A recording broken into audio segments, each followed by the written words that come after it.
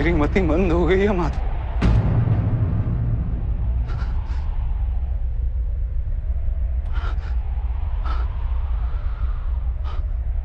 मेरे अंग अंग कांप रहे हैं। मेरे हाथों में शस्त्र उठाने की शक्ति नहीं। मेरा गांडीव मेरे हाथों से फिसला जा रहा है माधव।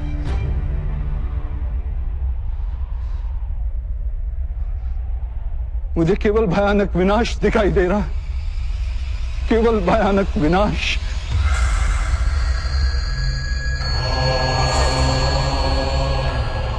क्यों?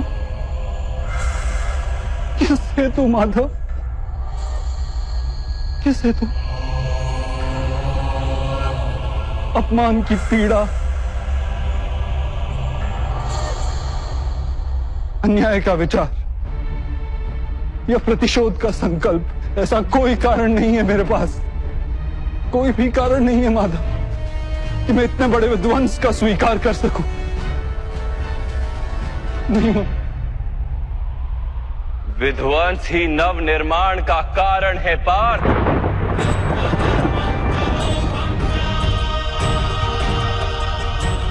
पौधे की एक डाली काटी जाए तो 2 डालियां जन्म लेती। तुम आज के विध्वंस से क्यों भयभीत होते? कल पुनः नवनिर्माण होगा, क्या ये सत्य नहीं जानते?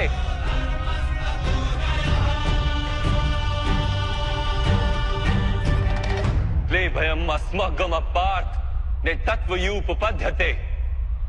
ये नपुंसकता तुम्हें शोभा नहीं देती। युद्ध करना तुम्हारा कर्तव्य है पार्थ। शस्त्र उठाओ।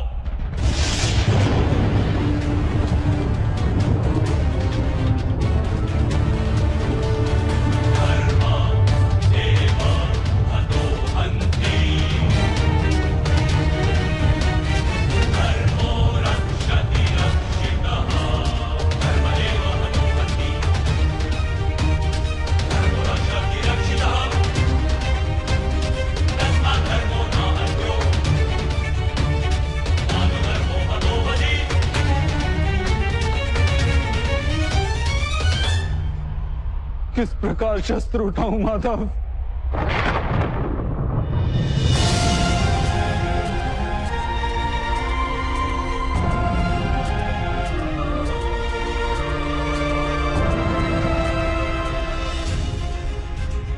जिनकी सेवा करना जीवन का परम सौभाग्य माना गया, ऐसे पितामह गुरु द्रोण, मामा श्री और ज्येष्ठ भ्राता के सामने शस्त्र उठाने का साहस नहीं है मेरे अंदर में मां। उनका वध करके यदि मुझे स्वर्ग का राज्य भी प्राप्त हो जाए तो व्यर्थ है मां, व्यर्थ।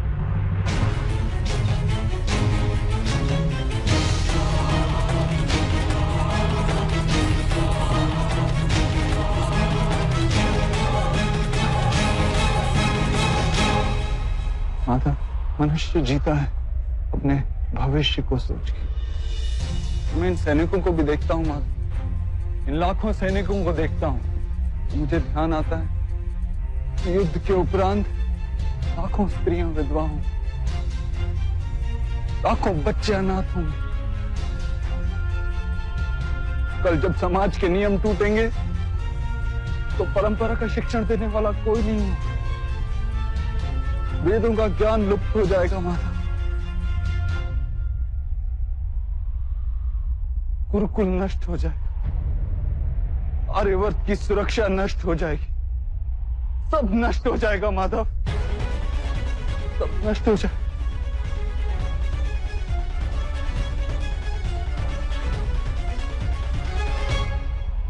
बुद्धिमान व्यक्तियों जैसे तर्क देते हो, किंतु वास्तव में मूर्खतापूर्ण बातें करते हो पार्थ।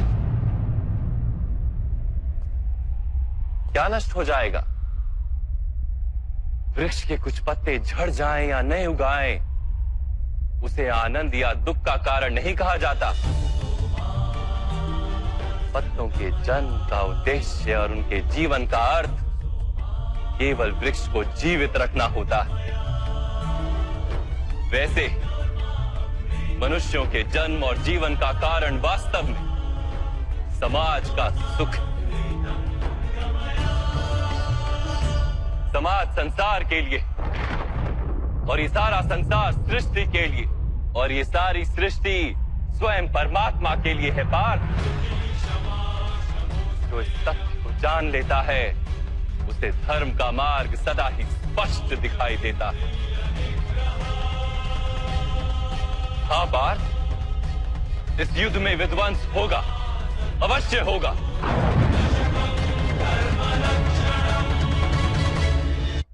हाँ पार्थ, इस युद्ध में विध्वंस होगा, अवश्य होगा। किंतु ये भी जान लो कि नई परंपराओं का निर्माण भी होगा। पुरानी परंपराएं विष बन गई हैं। हजारों वर्ष पूर्व वेदों ने जिस धर्म की स्थापना की थी वो अब केवल शब्द बनकर रह गई। जो वर्ण व्यवस्था मनुष्य की बुद्धि पर आधारित थी वो आज मनुष्य के जन्म पर आधारित हो गई, शोषण का माध्यम बन गई है पार्थ।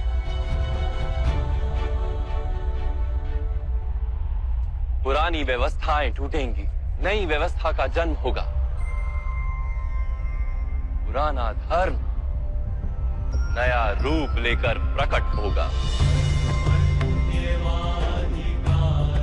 जिस प्रकार वर्षा ऋतु से पूर्व बादलों से छाया आकाश भी मैला दिखाई देता है और धूल से घिरी मिट्टी भी मैली दिखाई देती, वैसी ही स्थिति है आज। और वर्षा के पश्चात आकाश और पृथ्वी धुलकर स्वच्छ हो जाते हैं, वैसे इस युद्ध के पश्चात समाज और संसार धुलकर स्वच्छ हो जाएंगे पार्थ।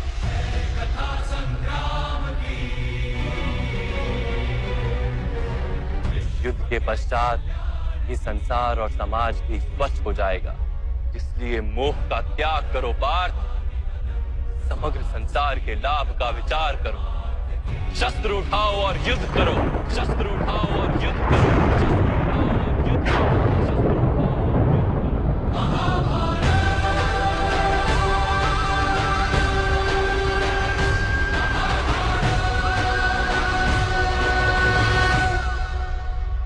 मैं आपकी बातें सुन पा रहा हूं माधव, परंतु उनका अर्थ मेरे हृदय तक पहुंच ही नहीं रहा। मेरा मन मोह से गिरा हुआ है। किस प्रकार अपने धर्म का दर्शन कर, मेरा मन अपनों के विचार से भरा हुआ है। किस प्रकार सारे संसार का विचार कर।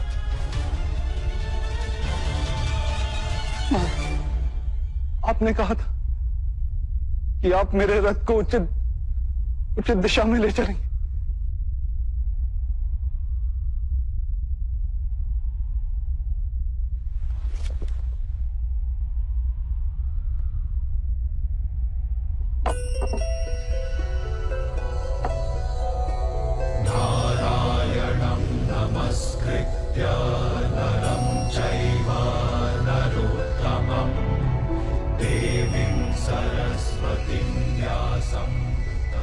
आत्मा के सारथी बनकर मेरे जीवन रथ को उचित मार्ग पे ले आइए माता।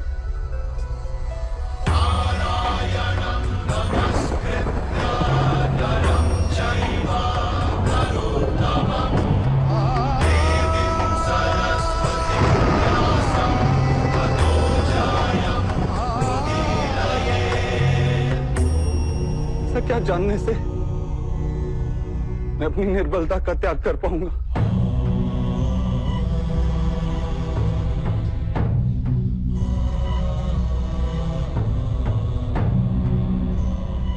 पार्थ,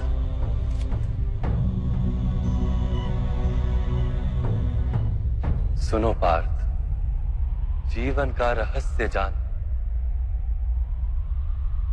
संसार के वास्तविक रूप को समझो।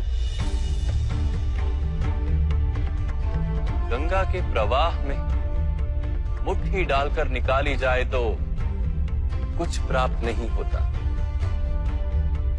किंतु उस हथेली की अंजुलि बनाकर गंगा के प्रवाह में डाली जाए तो गंगा जल मुख तक पहुंच पाता है।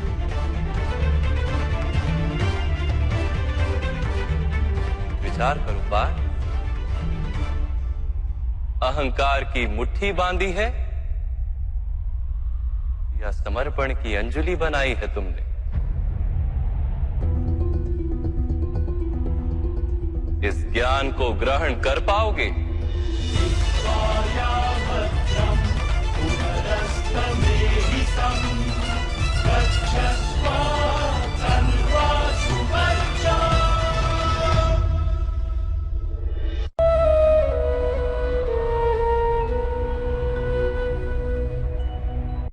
ये संसार क्या है पार्थ? मानव, दानव, पशु, पक्षी, जंतु, कीटक, मत्स्य, वृक्ष, ये सब कैसे बनते हैं? किन पदार्थों से इनका जन्म होता है? कैसे चलते हैं, कैसे जीते हैं?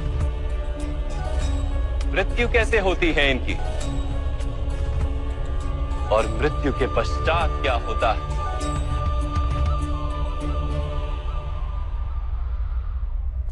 इस रहस्य का विचार करो। मनुष्य की देह मिट्टी से बनी है माधव। जल उसमें रक्त आदि बनकर प्रवाह करता है। अग्नि देह को तापमान देती है और देह में रिक्त स्थानों में आकाश प्रकट होता है। अर्थात धरती, वायु, जल, अग्नि और आकाश, इन पंच महाभूतों से ही शरीर का निर्माण हो। अर्थात महामहिम गुरु द्रोण पृथ्वी, जल, वायु, अग्नि और आकाश से अधिक कुछ भी नहीं। धर्म ज्ञानी भी पंच महाभूत का जोड़ है और अधर्मी भी। तो मोह किसका कर रहे हो पार्थ? मिट्टी का? परंतु माधव, इस मिट्टी के देह से ही तो मनुष्य एक दूसरे का परिचय पाते हैं। सारे संबंध इस मिट्टी के देह से ही तो होते हैं। नहीं पार्थ, यदि ये सत्य होता तो मृत्यु के पश्चात देह को नष्ट क्यों किया जाता है? वास्तव में ना मनुष्य का परिचय उसकी देह से है और ना ही संबंधों का आधार उसकी देह से। मनुष्य का स्वभाव, उसके बर्ताव और उसके कार्य उसका परिचय। तमस, रजस और सत्व, ये तीन गुण क्या है माधव? तमस का अर्थ होता है अंधकार। बिना अच्छे बुरे का विचार किए जीवन व्यतीत करने को तामसिक व्यवहार कहा जाता है। जैसे पशु पक्षी जीते हैं केवल अपनी शारीरिक इच्छाओं को पूर्ण करने के लिए। सत्व का अर्थ होता है ज्ञान का प्रकाश। जब व्यक्ति प्रत्येक परिस्थिति में धर्म का, सत्य का और परंपराओं का विचार करके व्यवहार करता है तब उसे सात्विक जीवन कहा जाता है। इन दोनों के मध्य में ऐसा व्यक्ति होता है जिसके पास ज्ञान तो है पर शरीर और मन की इच्छाओं के साथ बंधा हुआ भी है। ऐसा मनुष्य रजस अर्थात अहंकार पूर्ण मन स्थिति के साथ जीता है। तमस, रजस तथा सत्व गुणों के अधिक या कम मात्रा के मेल से मनुष्य का स्वभाव बनता है।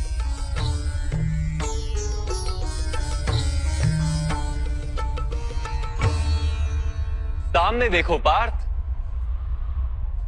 इन सब में तुम्हें कौन से गुण दिखाई देते हैं?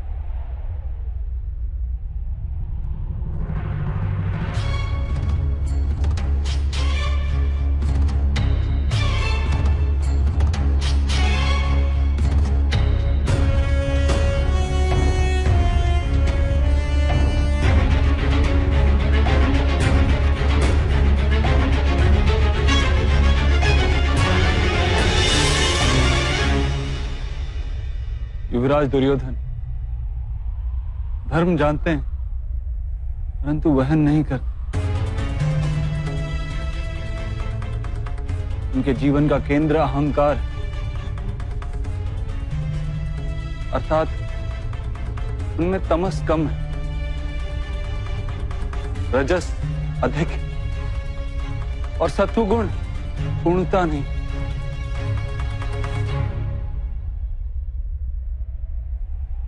और इस ओर राजकुमार दुशासन, इन्होंने सदैव अपने ज्येष्ठ भ्राता का आदेश माना बिना विचार के, अर्थात इनमें केवल तमस। महामहिम को भी देखो पार्थ, सत्व के साथ तमस का मेल, अहंकार नहीं किंतु पुरातन धर्म, पुरानी परंपराओं और प्रण के साथ बंधे, आवश्यकता होने पर भी अपना प्रण नहीं तोड़ सकते।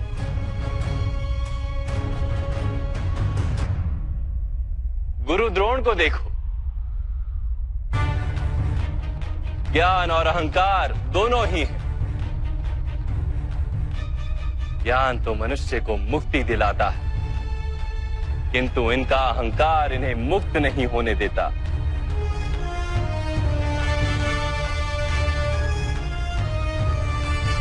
परंतु माधव, यदि मनुष्य का स्वभाव इन तीन गुणों का मेल है तो फिर मनुष्य का व्यवहार पहले से ही निश्चित है। ही हिरण को खाएगा ही और हिरण भी सब भयभीत ही होगा। तो फिर धर्म की प्रशंसा क्यों? अपराध का दंड क्यों? उसका क्या तात्पर्य है?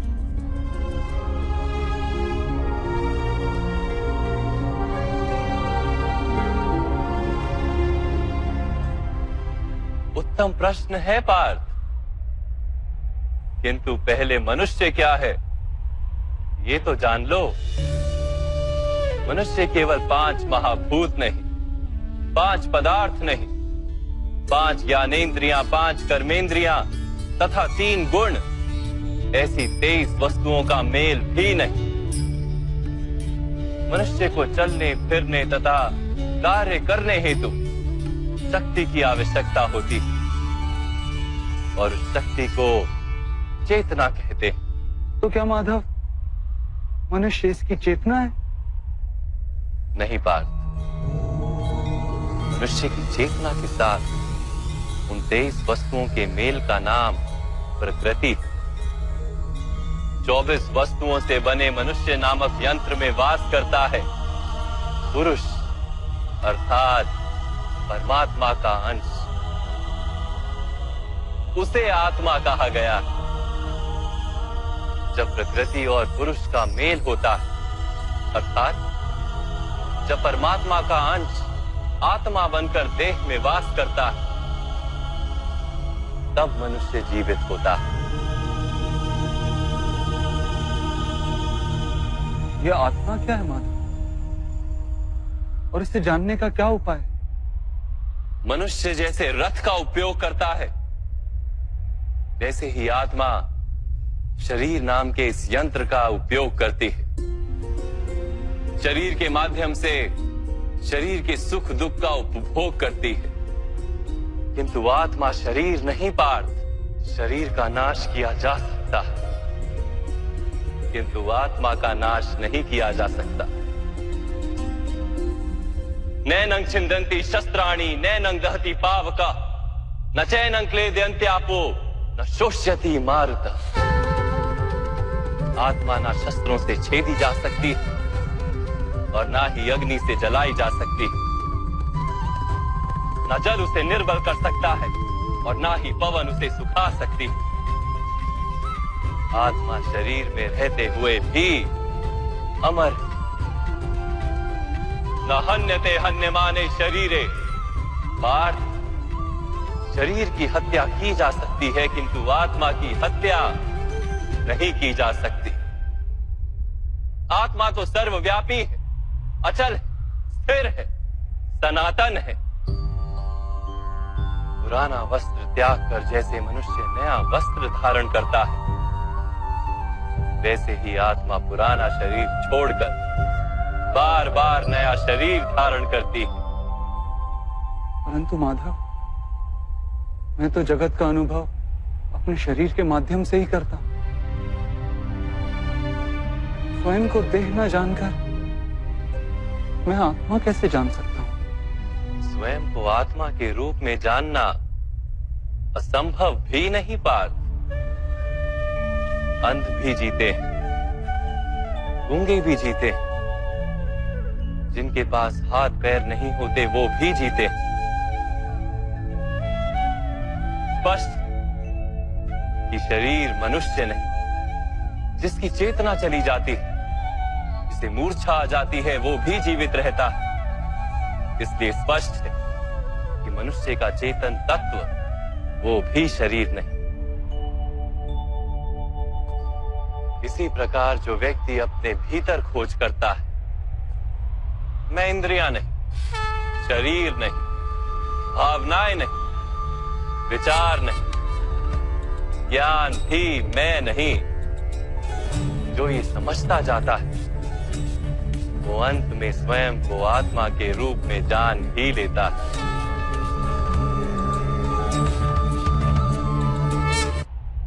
ये आत्मा का क्या कार्य है माधव? जब पर ब्रह्म के भाग हुए, पुरुष तथा प्रकृति बने, तब पुरुष अर्थात परमात्मा के अंश ने आत्मा बनकर प्रकृति की प्रत्येक वस्तु में वास किया। उस आत्मा को मोह तथा अंधकार ने घेर लिया पार। उस मोह निद्रा से जागृत होकर स्वयं को परमात्मा का अंश जानना ही आत्मा का कर्तव्य, उद्देश्य और जीवन कार्य। परंतु माधव, यदि हर आत्मा परमात्मा का अंश है, तो क्या उन्नति और अवगति स्वयं परमात्मा कर रहे? जिस प्रकार कीचड़ में पड़ा रत्न चमकता नहीं, वैसे ही प्रकृति के 24 पदार्थों से घिरी आत्मा को विस्मरण हो जाता है कि वो परमात्मा का अंश है। अधिकतर आत्माएं अपनी देह को ही सब कुछ मानती हैं, स्वयं देह से भिन्न है ये जान ही नहीं पाती। शरीर को जो सुख, दुख, स्वाद, गंध आदि का अनुभव होता है, उसे अपना अनुभव मान लेती है और बदलाव का प्रयास ही नहीं करती।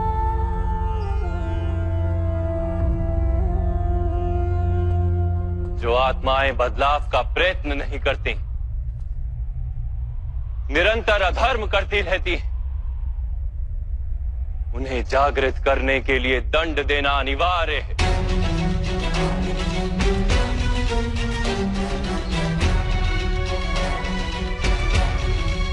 तुम भी ये जान लो पार्थ कि तुम शरीर नहीं, केवल एक आत्मा। इस रणभूमि में दिखाई देने वाला प्रत्येक योद्धा वो नहीं जो तुम उन्हें मानते हो। कुछ समय के लिए इन सब ने शरीर में वास किया, इनके शरीर मरेंगे किंतु ये सब अमर, वो पुनः नया शरीर धारण करेंगे। जब तक स्वयं को शुद्धात्मा के रूप में जान नहीं लेंगे, जब तक अधर्म का त्याग करके धर्म में दृढ़ नहीं होंगे, तब तक ये जन्म लेते और मरते रहेंगे। यही ब्रह्म विद्या का प्रथम पाठ है पार्थ। जो जन्मा है वो अवश्य मरेगा, और जो मरता है वो अवश्य फिर से जन्म लेगा। इस महाज्ञान को सांख्य योग कहते हैं।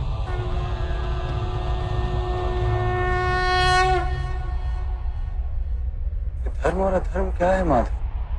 जिस मार्ग पर चलकर मनुष्य स्वयं को आत्मा के रूप में देखता है, परमात्मा के अंश के रूप में स्वयं को जानता है, उस मार्ग को धर्म कहते हैं।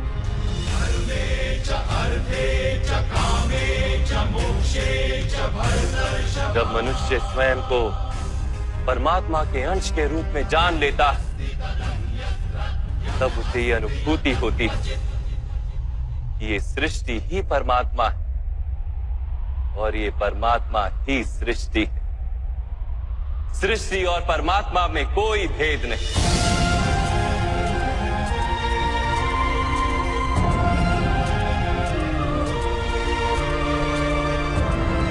जो मनुष्य ये जान लेता है वो दूसरे मनुष्यों और प्राणियों की ओर निर्दयी और कठोर नहीं होता। वो ये जानता है कि जीव कटने से पीड़ा केवल जीव को नहीं होती, उसकी अनुभूति समग्र शरीर को होती है। वैसे एक मनुष्य को पीड़ा होती है तो समग्र संसार उस पीड़ा का अनुभव करता है। जब तक संसार में एक मनुष्य भी पीड़ित है, तब तक वास्तव में किसी का भी सुख संपूर्ण नहीं। जानने पर मनुष्य का मन करुणा से भर जाए, उसे धर्म कहते हैं।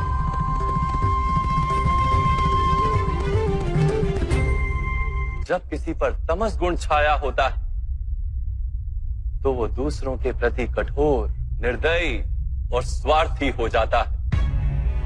अपने माने हुए सुख के लिए दूसरों को दुख देता है। परमात्मा की ओर गति नहीं हो पाती उसकी। अर्थात अधर्म परमात्मा से दूर ले जाने वाले मार्ग का नाम। अर्थात अधर्म तो अज्ञान का दूसरा नाम। तो फिर अज्ञानी के प्रति तो दया होनी आवश्यक है ना। दंड का क्या तात्पर्य है?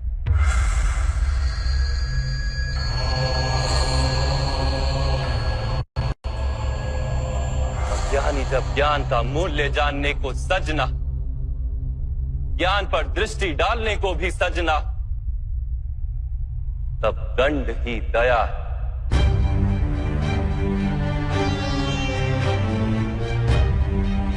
उसके प्रति भी और दूसरों के प्रति भी।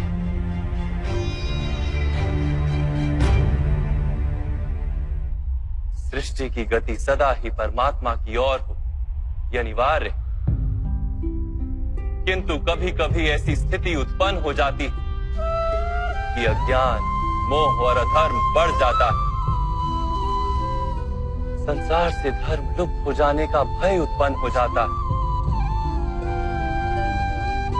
संसार से जब धर्म लुप्त हो जाता है, करुणा भी नष्ट हो जाती है और सत्य भी नष्ट हो जाता है।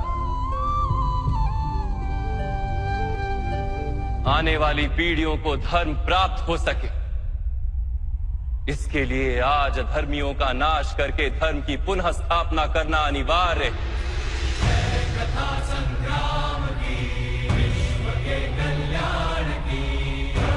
आज भी ऐसी ही स्थिति है पार्थ, और धर्म स्थापना का कर्तव्य तुम्हारा है। इसलिए निर्बलता का त्याग करो और इस युद्ध के लिए सज हो जाओ, और इस युद्ध के लिए सज हो जाओ, युद्ध के लिए सज हो जाओ।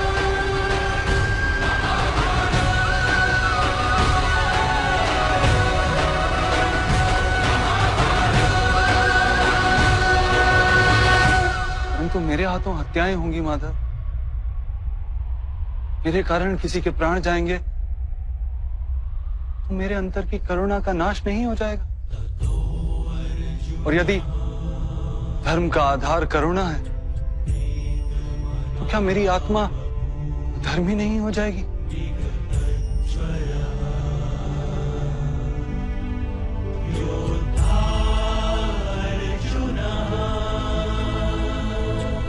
कर्म का बंधन अवश्य निर्मित होता है, किंतु कार्य का बंधन निर्मित नहीं होता पार्थ। तुम्हें कर्म और कार्य के बीच क्या भेद है, ये जानना आवश्यक है। सभी कर्म कार्य, किंतु सभी कार्य कर्म नहीं। कर्म उस कार्य को कहते हैं जिसके साथ फल की आशा जुड़ी। मनुष्य जब भी सुख की, संपत्ति, प्रशंसा की आशा रखकर कोई कार्य करता है तो वो उस कार्य के फल से बंध जाता है। जब किसी कर्म को फल की आशा से किया जाए तो उसे सकाम कर्म योग कहते हैं, और जब किसी कर्म को बिना किसी फल की आशा से किया जाए तो उसे निष्काम कर्म योग कहते हैं। इसी कारण से उसे बार बार जन्म लेना पड़ता है। वास्तव में मनुष्य को कोई कर्म नहीं बांधता, कर्म से जुड़ी आशाएं उसे बांधती।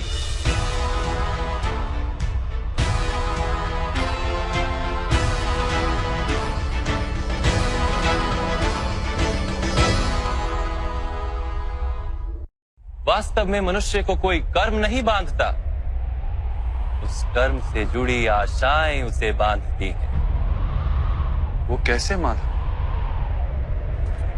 यदि इस युद्ध में तुम्हें विजय होने की आशा है तो पराजित होने पर तुम्हें भीषण दुख होगा, और वो दुख तुमसे कोई अन्य कार्य करवाएगा जिसके लिए तुम्हें दूसरा जन्म लेना पड़ेगा। और यदि तुम विजयी हुए तो तुम्हारा अहंकार बढ़ेगा, और वो अहंकार तुम्हें विश्व विजय के लिए प्रेरित करेगा, तुमसे हत्याएं करवाएगा और उसका पाप तुम्हें बांधेगा। विचार करो, यदि तुम्हें इस युद्ध में ना विजय का मोह और ना पराजय का भय, तो इस युद्ध के अंत में तुम्हें सुख प्राप्त होगा या दुख प्राप्त होगा? ना सुख माधव, ना ही दुख। अर्थात तुम्हारा सुख, दुख, हताशा, निराशा, अहंकार युद्ध के कारण नहीं है। युद्ध के साथ तुमने जो आशाएं बांधी हुई हैं, उसके कारण है। क्या ये सत्य नहीं है पार्थ?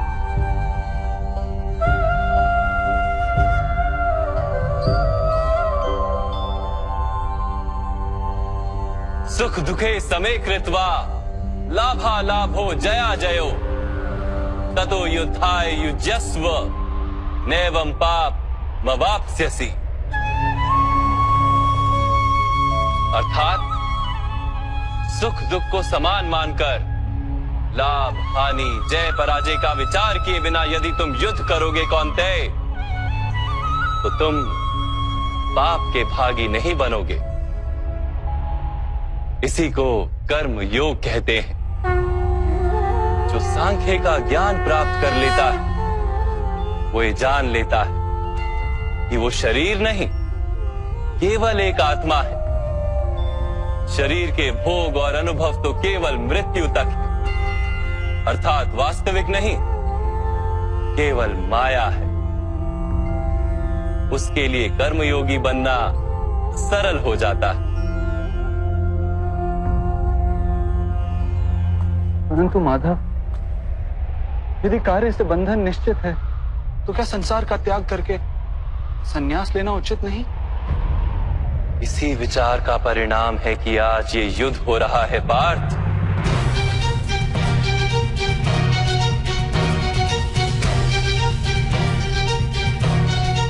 विचार करो, जब सत्व गुण से भरे धर्म को जानने वाले लोग कर्मों का त्याग करते हैं, तब अधर्म से भरे लोग भी संसार को जला दे।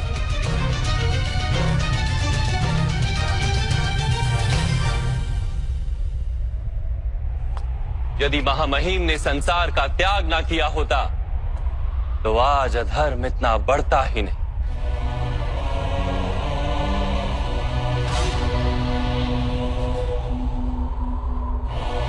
और तुम्हारे पिता ने यदि संन्यास ना लिया होता तो आज भ्राता युधिष्ठिर सुख से राज कर रहे होते।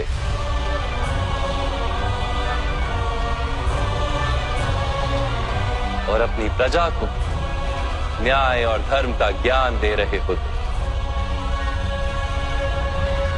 किंतु दुखदायक बात तो यह है पार्थ कि सत्वगुण से भरे मनुष्य ही संसार को लाभ दे सकते हैं, किंतु वो ही संन्यास का विचार करते हैं।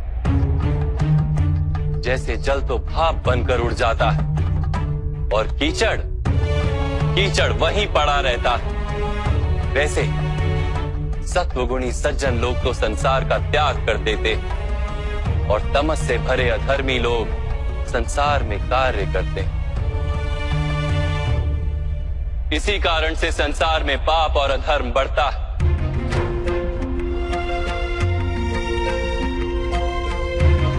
किंतु कर्मयोग इस विचित्र स्थिति से सारे संसार का रक्षण करता है। कर्मयोगी फल की आशा का त्याग करता है, किंतु कर्मों का त्याग नहीं करता। वो इसी संसार में रहता है सन्यासी की भांति, सारे कार्य करता है किंतु उनमें लिप्त नहीं होता। कर्मयोगी अपनी संतानों से, स्वजनों से, अपनी प्रजा से कोई अपेक्षा या आशा नहीं रखता। स्वयं उसे संन्यास का लाभ होता है, किंतु समाज को संसारी की भांति लाभ देता है। मनुष्य अपनी संतानों के सुख के लिए श्रम करता है माधव। अपनी संतान से सुख की अपेक्षा कैसे न रखे? मनुष्य अपनी संतानों के लिए जो भी करता है वो व्यापार है या प्रेम पार? प्रेम माधव। तो फिर अपने कार्यों के प्रति फल की इच्छा क्यों पार? भविष्य का लाभ तो व्यापार में देखा जाता है, प्रेम में नहीं। जो मनुष्य अपनी संतानों का चरित्र निर्माण उचित रूप से करता है, संतानों को प्रेम और धर्म के संस्कार देता है, उसकी संतानें भी मनुष्य को प्रेम और सुरक्षा अवश्य देती। संतानों के कर्म, स्वजनों के व्यवहार उनके कर्म है पार। और जब उनके कर्मों पर हमारा कोई अधिकार नहीं होता तो उनसे आशाएं और अपेक्षाएं रखने का क्या प्रयोजन? यदि गहन विचार करोगे पार्थ तो शीघ्र ही ये जान लोगे कि जीवन में ऐसा कोई कार्य नहीं है जिसके साथ आशाएं और अपेक्षाएं जोड़ना अनिवार्य हो। जब सृष्टि ही परमात्मा है और मनुष्य स्वयं परमात्मा का अंश है तो सारे कार्य परमात्मा ही करते हैं, मनुष्य स्वयं कुछ नहीं करता। यही कर्मयोग का मूल सिद्धांत है पार्थ।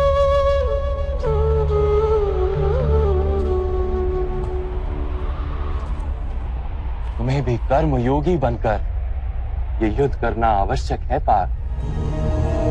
त्रिगुणिया विश्या वेदा निस्त्रिगुण्यो भवार्जुना निर्द्वंद्वो नित्य तत्वस्थो निर्योग क्षेम आत्मवान।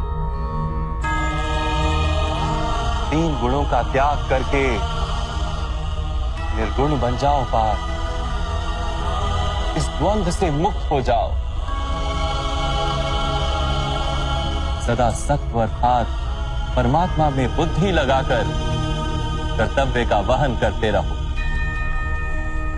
कुछ प्राप्त करने की इच्छा और कुछ प्राप्त किए हुए का रक्षण करने का विचार त्याग दो पार्थ और अपनी आत्मा को स्वतंत्र कर।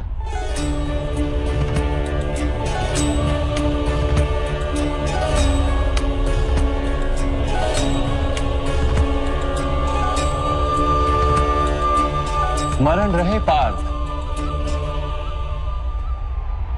कर्मण्यवाधिकारस्ते मा फलेषु कदाचन मा कर्म फल हेतुर्भू मा ते संगोस्त्व कर्मणि। तुम्हारा अधिकार तो केवल कर्म करने का है, फल तो ईश्वर के हाथ में। इसलिए ना कर्म से भागना उचित है और ना ही कर्म के फल की आशा रखना उचित है।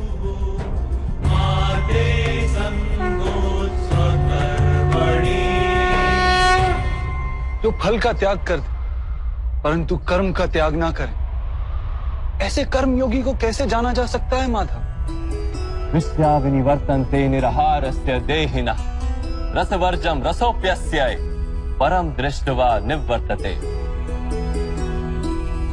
सुनो पार्थ, जो स्वाद से छूटने के लिए भोजन का ही त्याग कर देता है, वास्तव में उसके मन से स्वाद की लालसा कभी जाती ही नहीं।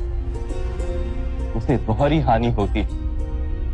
एक तो वो निर्बल हो जाता है, जिसके कारण परमात्मा को प्राप्त करने का जो प्रयत्न अनिवार्य है उसे वो नहीं कर पाता, और दूसरा सदा ही उसका मन स्वाद की लालसा से भरा रहता है। इसलिए भोजन का त्याग करने से उत्तम है स्वाद की लालसा का ही त्याग कर दिया जाए। कर्म योगी अपने मन की सारी लालसाओं को खींच लेता है, जीवन को कर्तव्य मानकर कार्य अवश्य करता है, किंतु उन कार्यों से जुड़ता नहीं। और बात, जो व्यक्ति अपने कार्यों से आशाएं और इच्छा नहीं रखता, उसी के कार्य पूर्ण होते हैं। एक असफलता से दुखी होकर जिसका मन डोलता नहीं, एक सफलता से आनंदित होकर जो स्वयं को सर्वश्रेष्ठ नहीं मानता, ऐसे ही व्यक्ति को कर्म योगी कहते हैं। और ऐसा व्यक्ति जीवन में बार बार सफल होता है।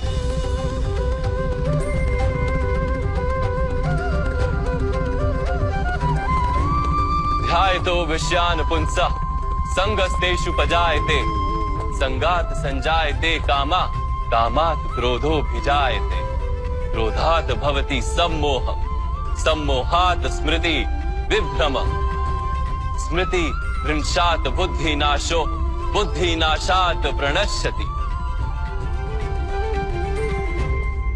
फल की आशा से कामना प्रकट होती है, और कामना का तो स्वभाव है असंतुष्ट रहना। असंतोष से क्रोध उत्पन्न होता है, और क्रोध से मोह जन्मता है।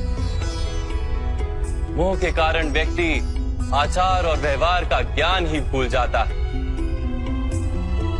ज्ञान के जाने से बुद्धि चली जाती है, अनुचित प्रकार के कार्य होने लगते हैं, और समाज ऐसे व्यक्ति का शत्रु बन जाता है। और अंत में ऐसे मनुष्य की पूर्णतः पतन हो जाता है।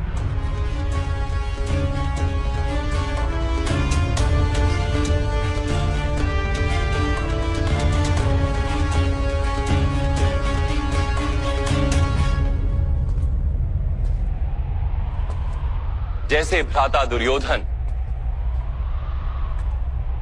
उनके सेनापति महामहिम उनके ही शत्रु हैं, और तुम्हें विजय का आशीर्वाद दिया।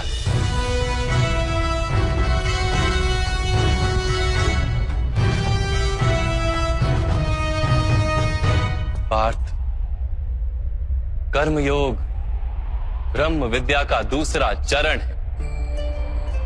परमात्मा में अपनी बुद्धि स्थिर करो, स्वयं को आत्मा जानो, मिथ्या बंधनों से मुक्त हो जाओ, और फल की आशा का त्याग करके केवल कर्म करते रहो।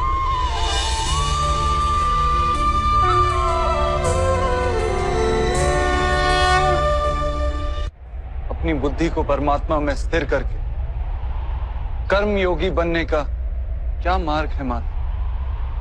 पार्थ, सांख्य योग के कारण मनुष्य परमात्मा का निरंतर स्मरण करता रहता है, परमात्मा का स्मरण करने से मनुष्य के हृदय में समर्पण का भाव उत्पन्न होता है और उस भाव को भक्ति कहते हैं। भक्ति से मनुष्य को सत्य असत्य का ज्ञान प्राप्त होता है। उस ज्ञान से उसे परमात्मा के दर्शन होते हैं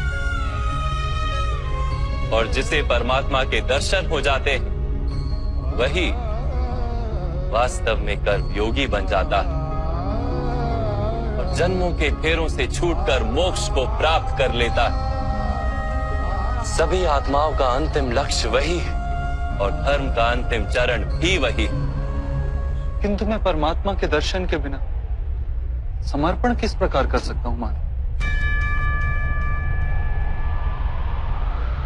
परमात्मा के दर्शन करने हेतु अपनी आंखों पर बंधे लालसा, अहंकार, क्रोध और पूर्वाग्रह की पट्टियों को उतारना होता है। अंधेरे कक्ष में बैठा मनुष्य यदि कहे कि उसे सूर्य के दर्शन करने, तो उससे क्या कहोगे? यही कहोगे ना कि कक्ष से बाहर आ जाए और आकाश के नीचे खड़ा हो जाए। सूर्य तो सदैव उपस्थित है। वैसे ही पार ये सृष्टि ही परमात्मा है, परमात्मा ही सब कुछ है। परमात्मा के सिवा कुछ भी नहीं। जो अपनी आत्मा के दर्शन कर लेता है वो परमात्मा के दर्शन कर लेता है। जैसे नमक के एक कण का स्वाद समग्र सागर के स्वाद से भिन्न नहीं होता, वैसे अपनी आत्मा के दर्शन परमात्मा के दर्शन से भिन्न नहीं होते।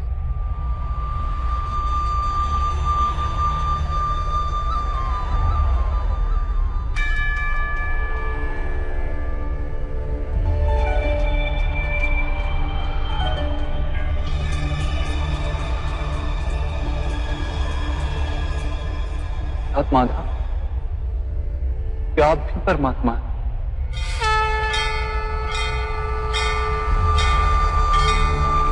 हाँ पार्थ, मैं परमात्मा। यदा यदा हि जैसे तुम भी परमात्मा,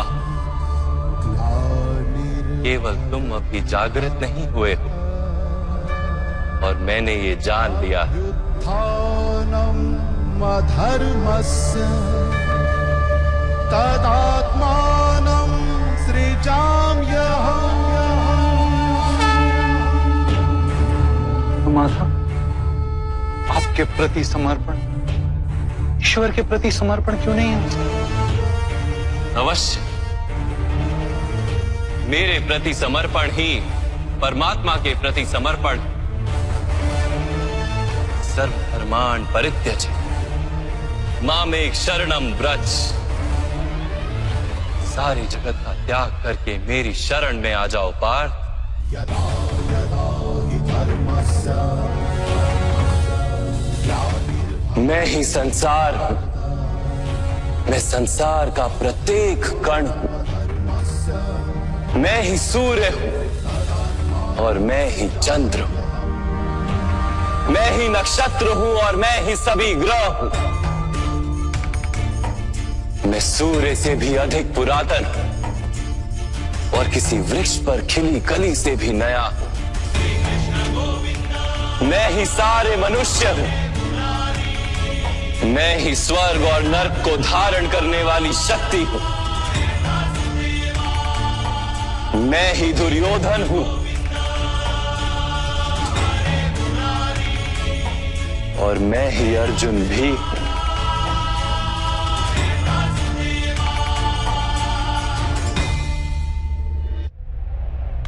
वो कैसे संभव है माधव?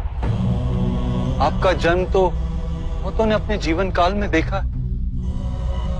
आपकी माता अभी भी जीवित हैं, जिनके गर्भ से आपने जन्म लिया। आप पुरातन और अविनाशी कैसे हो सकते हैं? तुम शरीर देख रहे हो और मैं आत्मा की बात कर रहा हूं। मेरे अनेक जन्म हुए हैं पार्थ।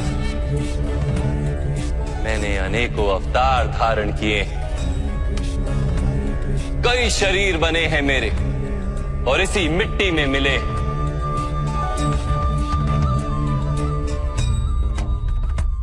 और आगे भी मैं बार बार जन्म लूंगा।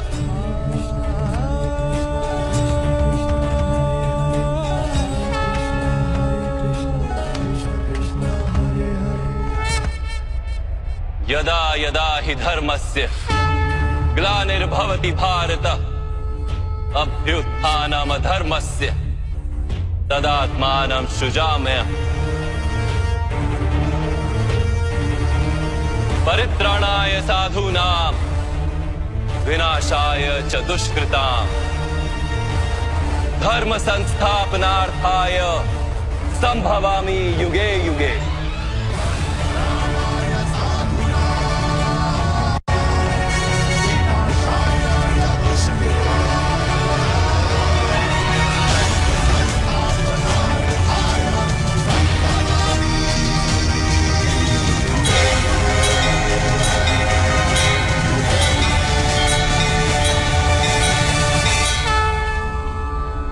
जब जब धर्म को हानि होती है, जब जब अधर्म में वृद्धि होती है, तब तब सत्पुरुषों के उद्धार के लिए, अधर्मियों के विनाश के लिए और धर्म की पुनः स्थापना के लिए मैं ही जन्म लेता हूं। ये प्रत्येक युग में होता आया है और आगे भी ऐसा ही होगा। मैं ही अविनाशी परमात्मा हूं। मैं ही मत्स्य भी था और मैं ही वामन अवतार भी। मैं ही परशुराम हूं और मैं ही रामचंद्र भी था। मैं ही ब्रह्मा विष्णु और महेश हूं और मैं ही सरस्वती काली और लक्ष्मी भी।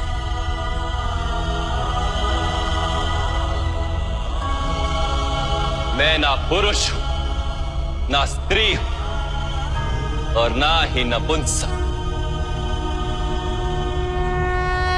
मैं ना शरीर हूं, ना शरीर के अंग हूं। मैं ज्ञान, सृष्टि, चैतन्य और पर ब्रह्म। मैं सब कुछ हूं और मैं कुछ भी नहीं।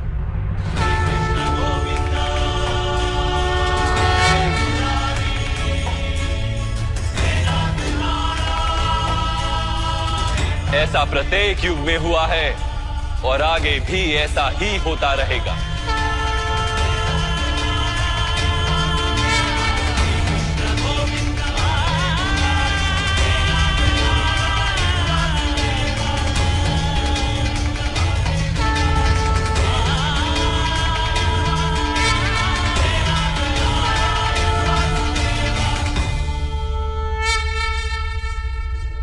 मैं कुछ भी नहीं हूं और मैं सब कुछ हूं। ऐसा प्रत्येक युग में हुआ है और आगे भी ऐसा ही होता रहेगा।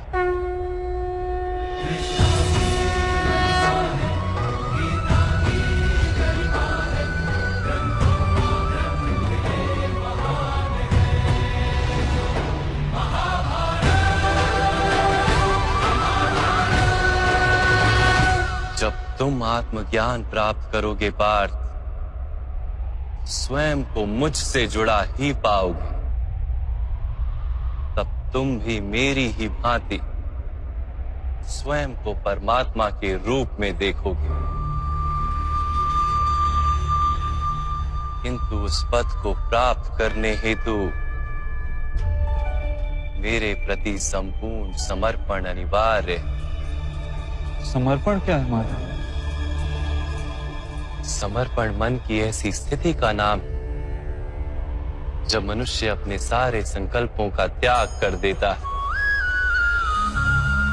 स्वयं से किसी प्रकार के निर्णय अथवा प्रण भी नहीं लेता। जिस प्रकार के कार्य उसे दिए जाते हैं उसी प्रकार के कार्य करता है। वास्तव में समर्पण का अर्थ होता है अपने आप, अपने मन को, बुद्धि को, ज्ञान को, इच्छा को, आशा को, अपनी भावनाओं को, अपना सब कुछ किसी को अर्पण कर देना। और ऐसे समर्पण को भक्ति कहते हैं।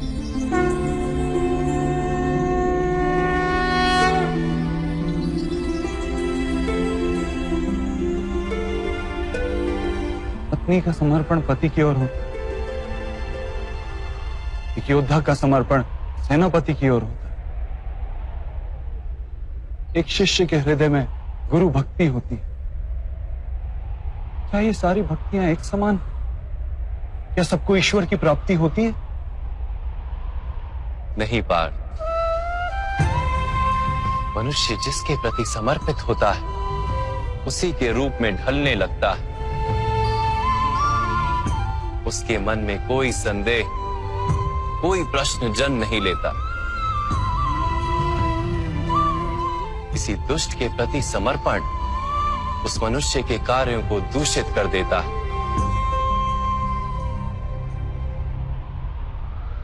अंगराज कर्ण ने धर्म को जानते हुए भी युद्ध सभा में पांचाली को अपशब्द कहे थे। जो 5-5 पुरुषों के साथ संबंध रखती है, वैश्या होती है ऐसी स्त्रियां, वैश्या होती है ऐसी स्त्रियां। उसका कारण था अंगराज का भ्राता दुर्योधन के प्रति समर्पण। इस युद्ध में उन्हें जो दंड मिलेगा वो किसी जन्म या जाति के लिए नहीं, अथवा एक दुष्ट के प्रति समर्पण के लिए उन्हें दंड मिलेगा। इसलिए हे धनंजय, समर्पण उत्तम के प्रति होना आवश्यक है। उसी से मनुष्य उत्तम बनता है। लोहे की माला से अपराधी बांधा जाता है, पीतल की माला से मंदिर के दीपक को बांधा जाता है, और सोने की माला को आभूषण बनाकर गले में धारण किया जाता है। पति भक्ति, स्वामी भक्ति, मित्र भक्ति, ऐसी अनेक भक्तियां होती हैं पार्थ, किंतु सबसे श्रेष्ठ भक्ति तो परमात्मा की भक्ति होती है।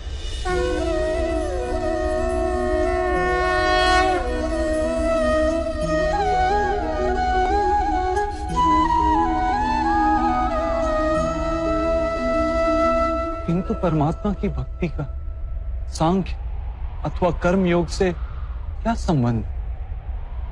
सांख्य योग के कारण मनुष्य स्वयं को आत्मा के रूप में जानता है।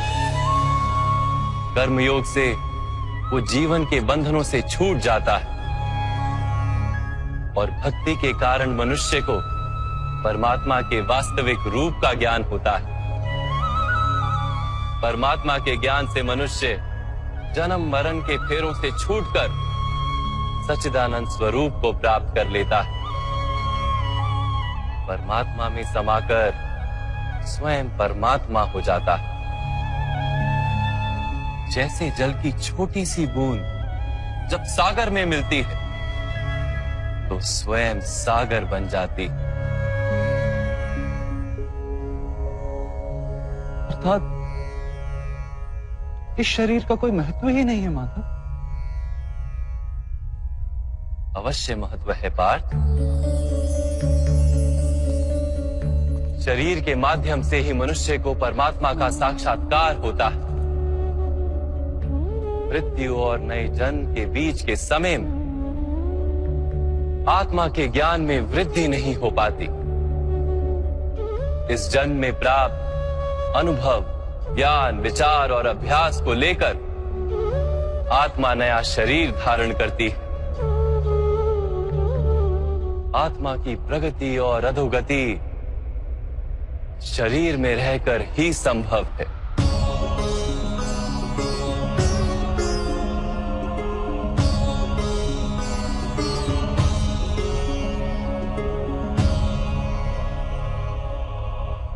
परंतु माधव, यहां उपस्थित व्यक्तियों का वध करके क्या हम उनके उद्धार की संभावना को नष्ट नहीं कर देंगे?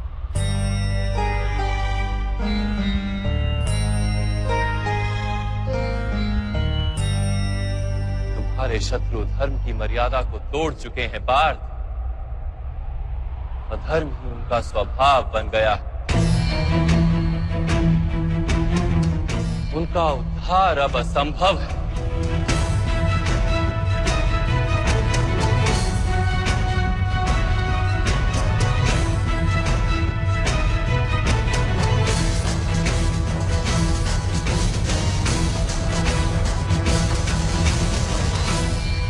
अपराधी को एक सीमा तक ही उद्धार का अवसर दिया जा सकता है।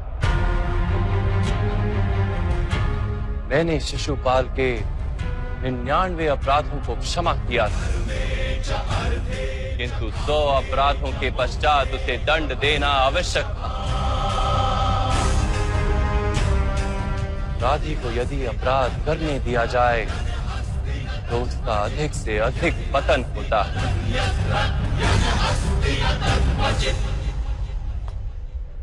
उसे अधर्म से रोकने में ही करुणा है धनंजय।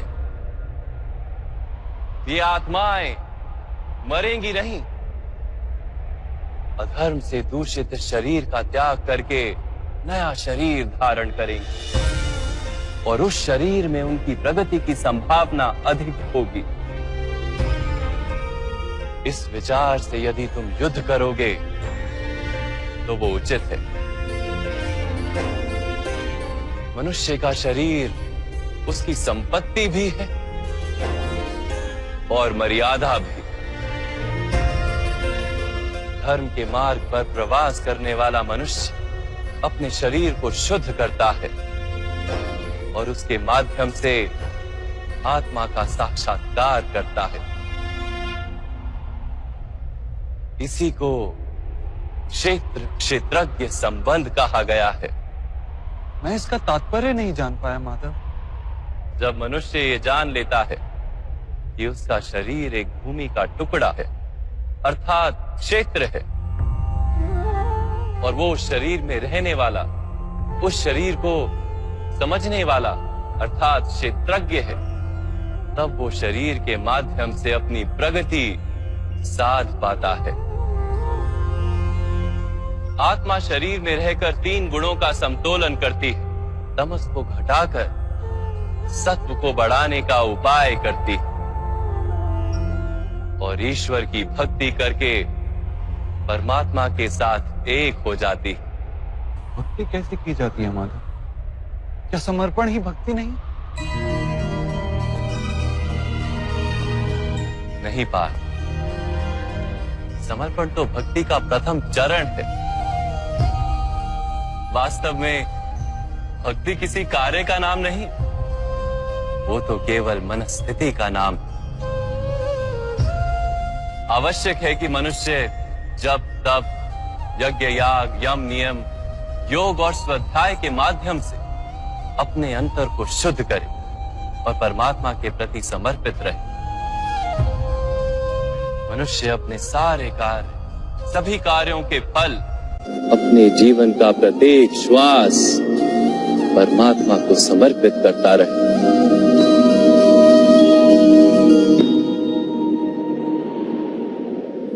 यदि भक्ति केवल मन की स्थिति तो जब तब आदि का क्या महत्व है माधव?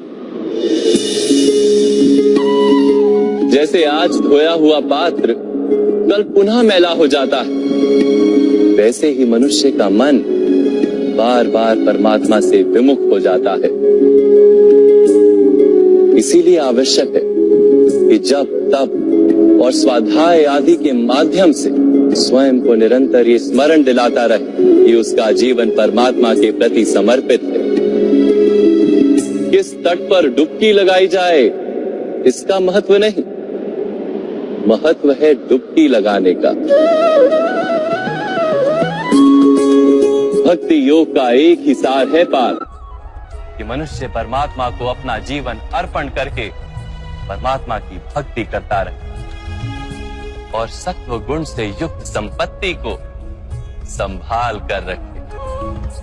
सत्व गुणी संपत्ति किसे कहा जाता है माधव?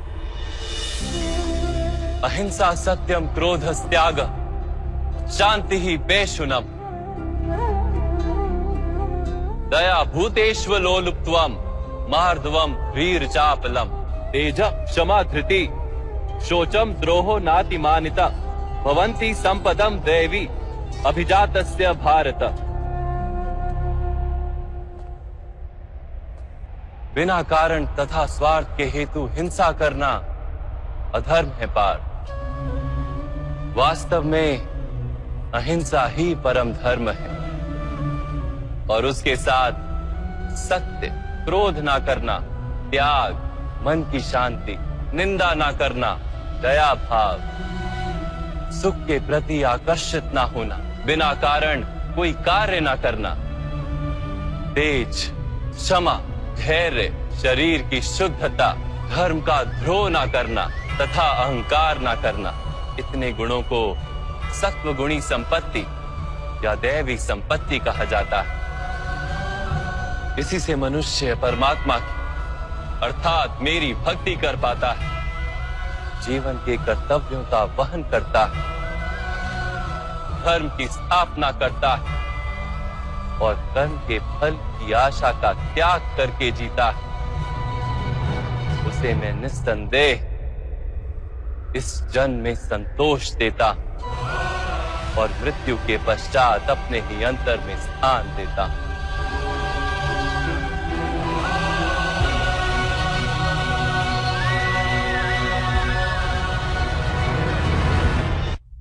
आपका रूप कैसा है माधव? सांख्य योग के माध्यम से मैंने ये जाना कि मैं एक आत्मा हूं, अमर हूं और इस नश्वर शरीर में केवल कुछ समय के लिए वास करता हूं। कर्मयोग के माध्यम से मैंने ये जाना कि जो फल की इच्छा का त्याग कर केवल कर्म करता है उसे जीवन में शांति और सफलता प्राप्त होती है। भक्ति योग के माध्यम से मैंने आपके प्रति समर्पण का महत्व जाना।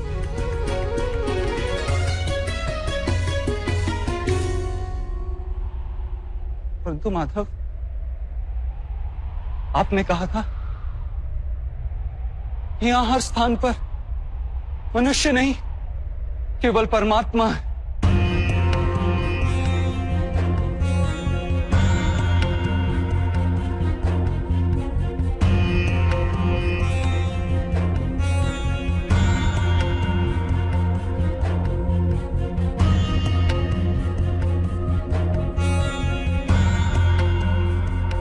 किंतु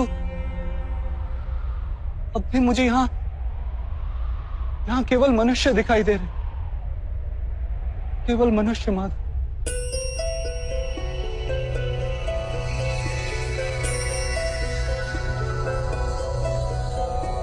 नारायणं नमस्कृत्य नरं चैव नरोत्तमं देवीं सरस्वतीं व्यासं ततो जयमुदीरये। मैं आपके वास्तविक रूप का दर्शन करना चाहता हूं माधव।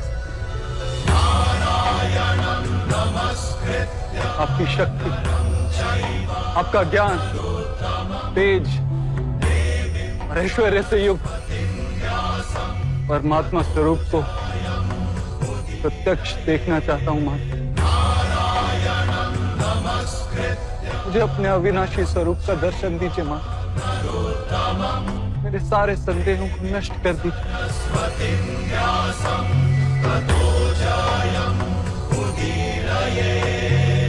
मुझे दर्शन दीजिए माता।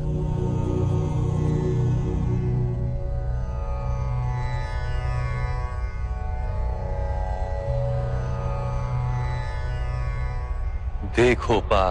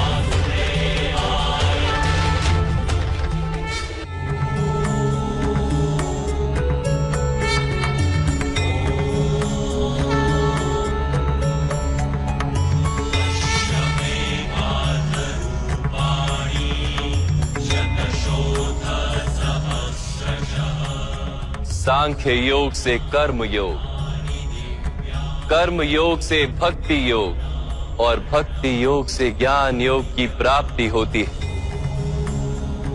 मेरे विश्व रूप का दर्शन करना ही वास्तविक ज्ञान है अर्जुन।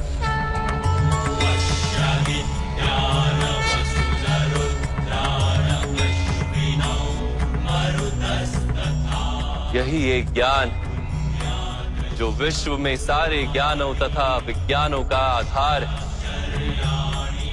यही ज्ञान मुक्ति प्रदान करता है। देवताओं को भी जो दर्शन सरलता से प्राप्त नहीं होते, ऐसा वास्तविक रूप में तुम्हें दिखा रहा हूं अर्जुन।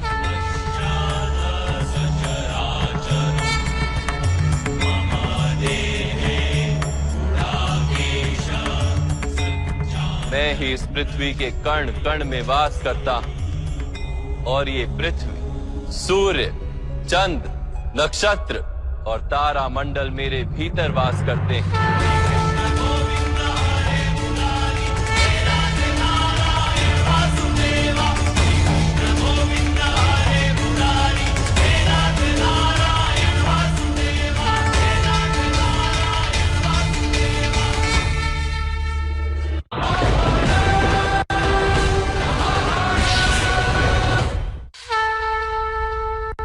मैं ही सत्य हूं, मैं ही संपूर्ण हूं, मैं ही जीव और मैं ही शिव।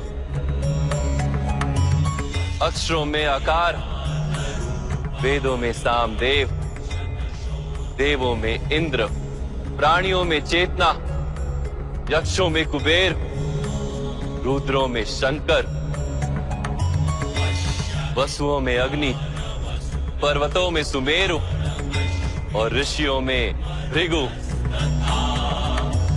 ध्वनियों में ओमकार, यज्ञों में जाप और वृक्षों में पवित्र पीपल, बुद्धि में स्मृति, मेधा, धृति और क्षमा मैं ही हूं। कीर्ति मैं ही हूं। गंधर्वों में चित्ररथ हूं,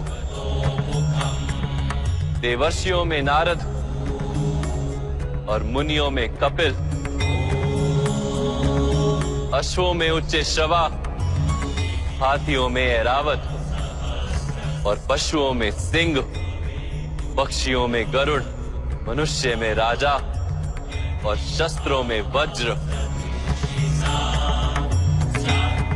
गायों में कामधेनु, सर्पों में वासुकी, शेषनाग, यमराज, वरुण देव और वायु भी मैं ही। भगवान राम, पवित्र गंगा, सृष्टि में आदि मध्य तथा अंत भी मैं ही। ब्रह्म विद्या, महाकाल और ब्रह्मा, प्रभाव, विजय, सत्व, निश्चय, दंड, शक्ति, नीति, मौन तथा तत्व ज्ञान भी मैं हूं। वासुदेव, अर्जुन, वेद व्यास, ऐसा कुछ भी नहीं जो मैं नहीं। ऐसा कोई स्थल नहीं जहां मैं नहीं। मैं ही समय हूं और मैं ही जीवन और मृत्यु हूं अर्जुन। यहां उपस्थित सभी मनुष्यों की मृत्यु बनकर खड़ा हूं।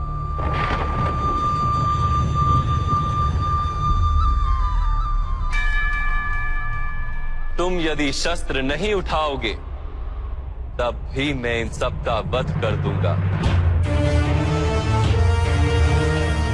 इसलिए मोह का त्याग करो और अपने कर्तव्य को देखो। धर्म का भार उठाओ, गांडीव उठाकर शरसंधान करो।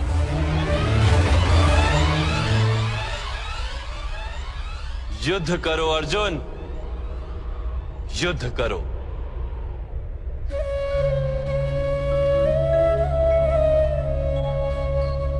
हे माधव, हे मधुसूदन, आज मेरे सारे संदेहों का नाश हो गया। कृपया अपने मनुष्य रूप में आ जाइए। मैं आपके प्रत्येक आदेश का पालन करूंगा। करिष्य वचनम तवा।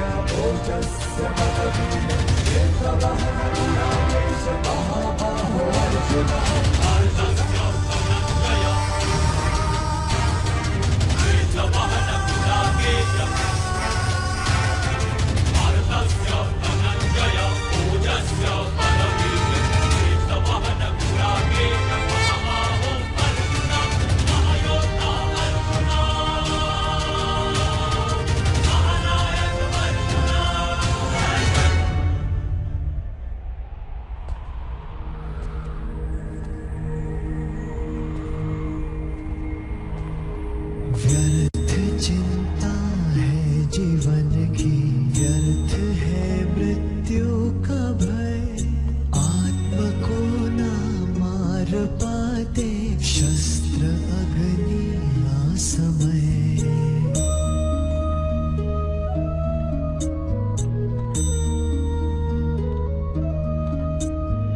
पंचभूतों की बनी वस्त्र है, पंचभूतों की बनी ये देह केवल वस्त्र है। आत्मा का जो वास्तविक है, घर कहीं अन्यत्र है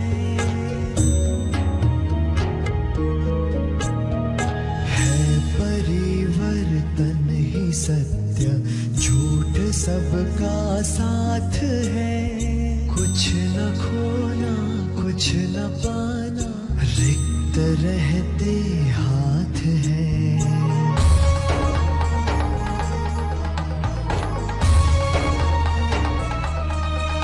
ईश्वर स्वयं है सृष्टि सारी, कहाँ उसको खोजना।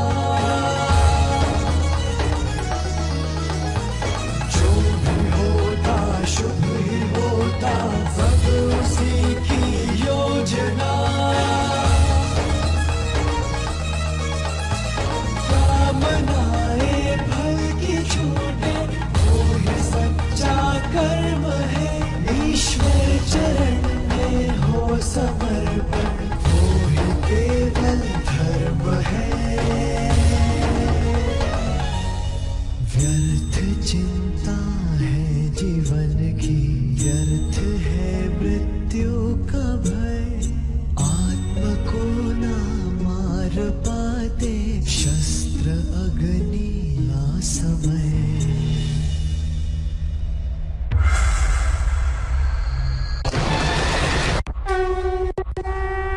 उठा लिया है महाराज। पांडव अपने रथ पर सवार है महाराज, जो स्वयं भगवान। आप हमारे व्यू बनाने का आदेश दीजिए सैनिकों को।